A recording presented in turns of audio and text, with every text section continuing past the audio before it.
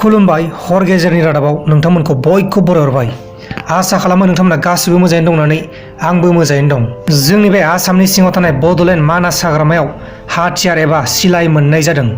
हाग्रा होबथाग्रा हानजाया सुनिबारनि मोनाबिलि समाव मानास हाग्रामानि बेन्दोङाव थानाय रिपु होबथानाय हाग्रामा सिङाव आखाइजों बानायनाय हाथियारफोरजों लोगोसे बेफ्रुग्रा बेसादफोरबो मोननाय जादों। फरेस्टार प्रान्जल तालुकदार बिथाङा फोरमायदों दि माखासे मैहुरारिफोरा थांलाय फैलाय खालामनायनि खौरांखौ स्रोद मोननानै हाग्रा होबथाग्रा हानजाया संदानदों आरो बे समावनो मैहुरारिफोरनि हाथियारखौ मोननाय जादों होननानै फोरमायनाय जादों। हाथियारखौ एबा सिलाइखौ हमनो हादोंब्लाबो जाथायजों लोब्बा थानाय मैहुर खालामग्राफोरखौ एबा सिखारिफोरखौ सासेबो हमनाय जायासै बा हमनानै मोननाय जायाखै। आसरित, हाथियारखौ मोनबाय नाथाय मैहुर खालामग्राफोरखौ बा हाथियारनि मालिकफोरखौ हमनानै मोनासै। हाथियारजों लोगोसे बाथुल, साइकेल, ओंखाम ओंख्रि संग्रा मुवा आरो जाग्रा मुवाफोरबो मोननाय जादों होननानै फोरमायनाय जादों।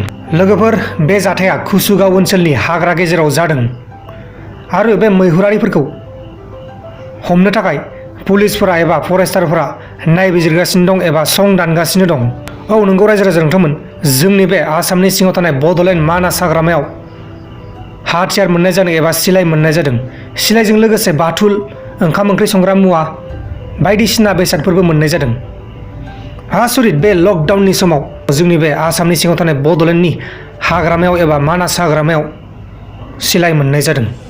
दा बे जाथायनि दायनिगिरिफोरखौ पुलिसफोरा नायबिजिरगासिनो दं। लोगोफोर, हाथियारखौ हमदोंब्लाबो सिखारिफोरखौ एबा मैहुर खालामग्राफोरखौ सासेबो हमनो मोनाखै। नाथाय बाथुल मोनदों, साइकेल मोनदों, ओंखाम ओंख्रि संग्रा मुवा मोनदों आरो बमाबो मोनदों, लोगोसे सिलाइबो मोनदों। दा जियानो जादोला लोगोफोर, नोंथांमोननो बे खौरांखौ फोरमायनानै होबाय। नोंथांमोना बे जाथायनि बागै मा बुंनो सानो? नोंथांमोना नोंथांमोननि साननायखौ कमेन्ट बक्सनि गेजेराव फोरमायहरबानो जाबाय।